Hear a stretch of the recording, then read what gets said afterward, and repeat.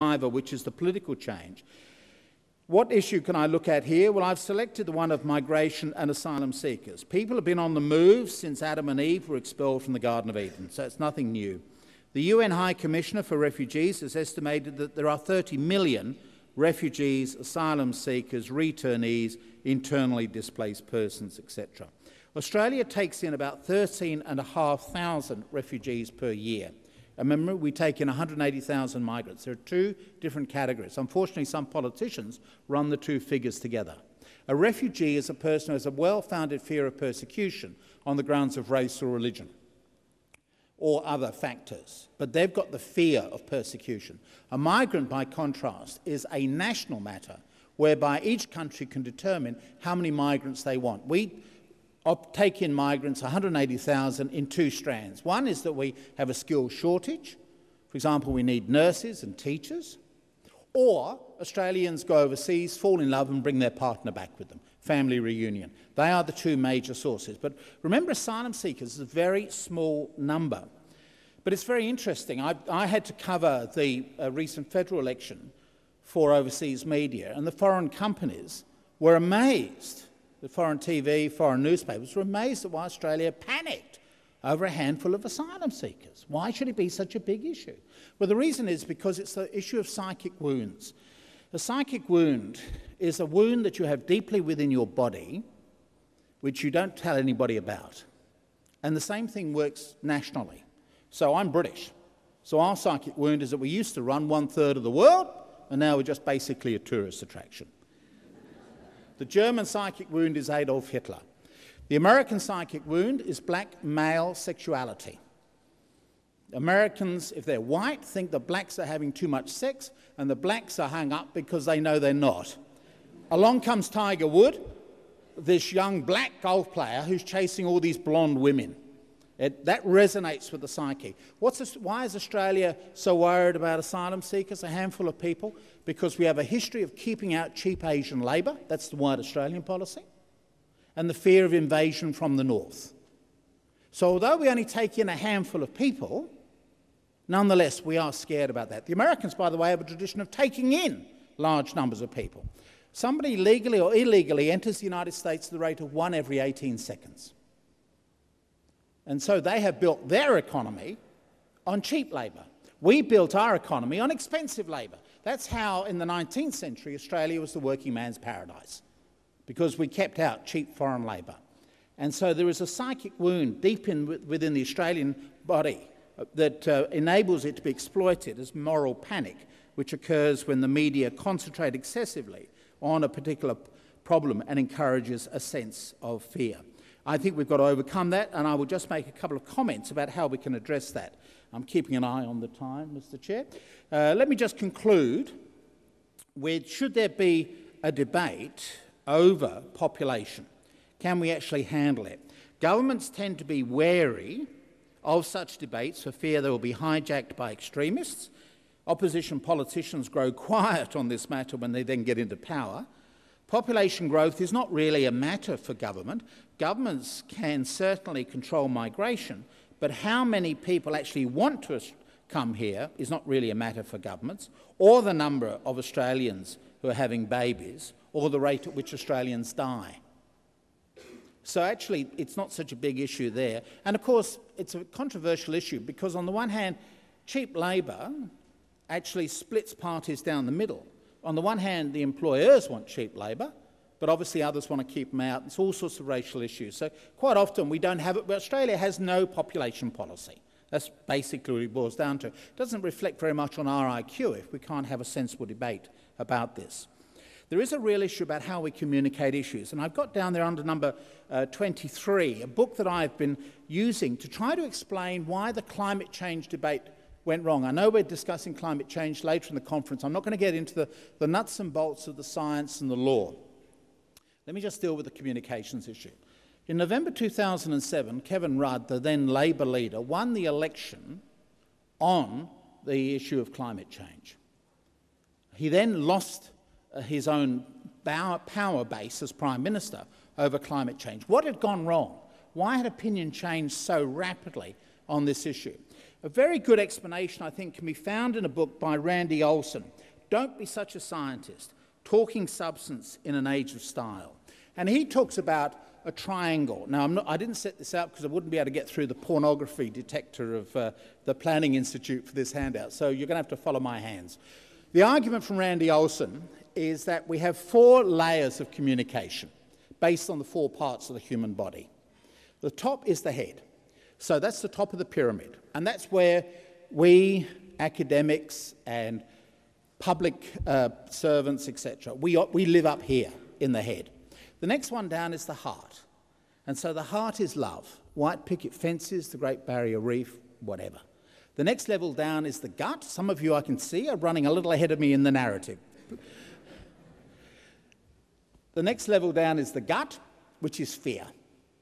So we get scared about things, etc. And as some of you already guessed, the 4th layer is the sex organs. I don't deal with sex, I'm English.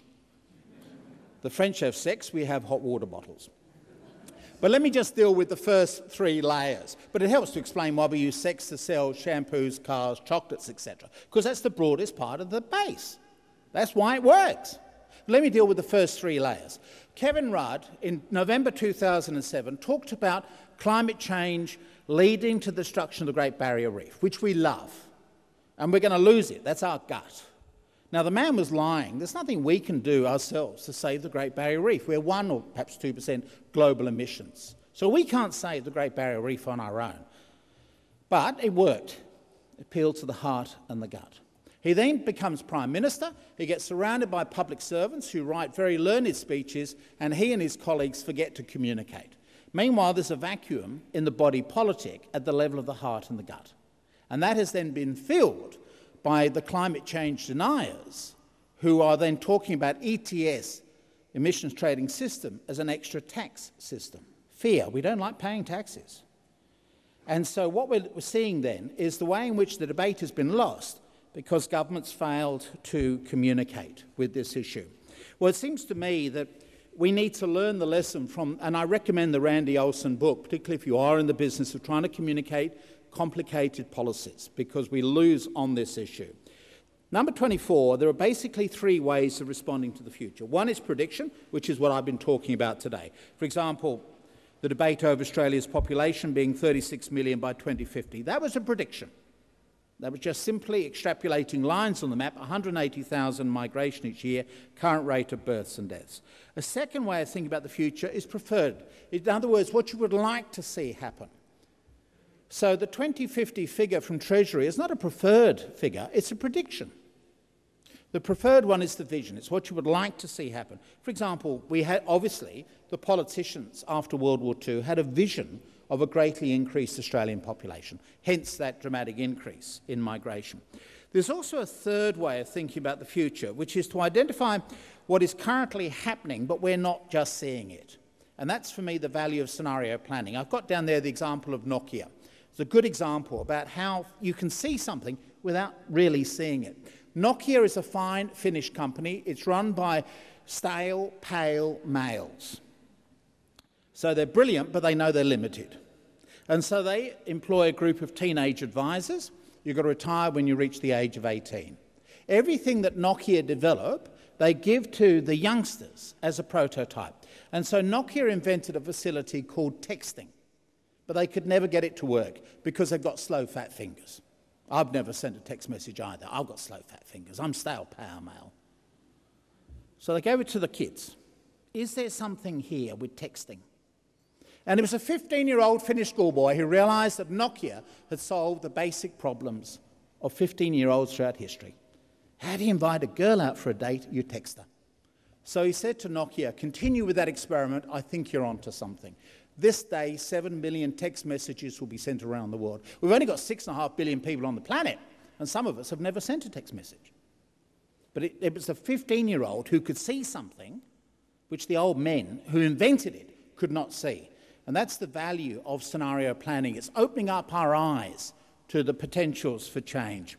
So it seems to me that we could use scenario planning as a way of generating a national debate over alternative futures for Australia.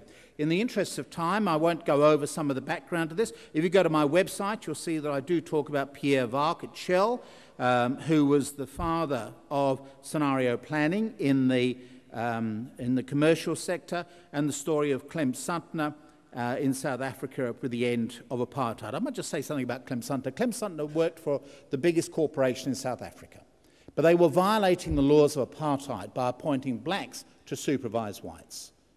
So his company said, why don't you go around, develop 2 scenarios and talk about them on the future of South Africa? And he said there's a high road and a low road. Whenever I speak on this subject and there's a white South African here, chances are he or she would have heard Clem Sutner or heard about it. Clem spoke at a variety of meetings over the years in South Africa saying the high road would be the release of Nelson Mandela, then the world's longest-serving political prisoner, the creation of a multiracial electorate, and the election of our first black president. His white audiences were outraged. That man's a terrorist, he will rot away in jail. Clem Sutner said there's also a low road. The low road is that we are outnumbered by the blacks. They are working in our homes. We could be murdered in our beds at night. Tell us more about that highway. And that helped to change white thinking. In the year 2001, I was a guest of Annette Liu, then the Vice President of Taiwan, at a Nobel Peace Prize seminar. And amongst the people speaking around the table were Frederick de Klerk, the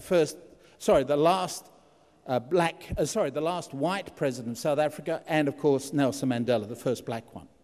And Frederick de Klerk, not knowing of my professional interest in the subject, quite spontaneously paid tribute to Clem Sutner for helping white South Africans to think about the unthinkable, namely the release of Nelson Mandela. And so there is, I think, a value in scenario planning. So we need to have a campaign, I think, on population to help people think about the alternatives for us.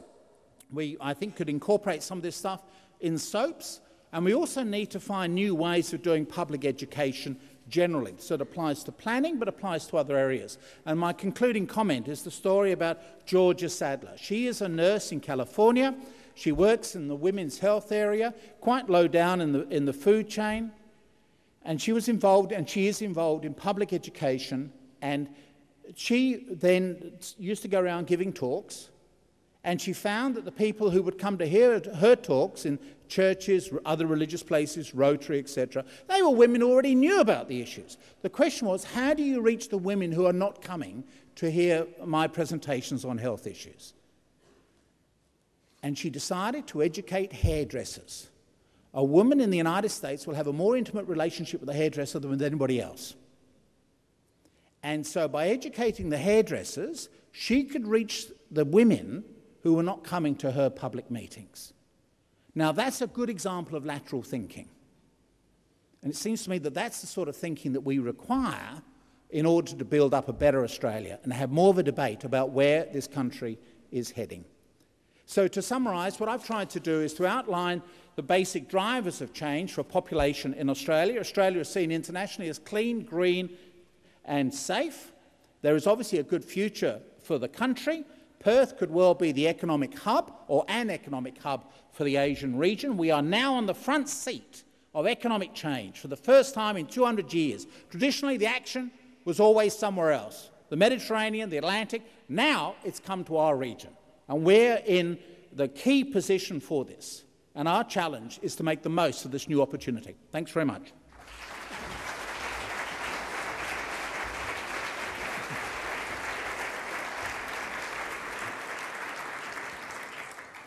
Interesting, entertaining, and doesn't he make you think? Let's hear it again, ladies and gentlemen, for Dr. Keith Suter.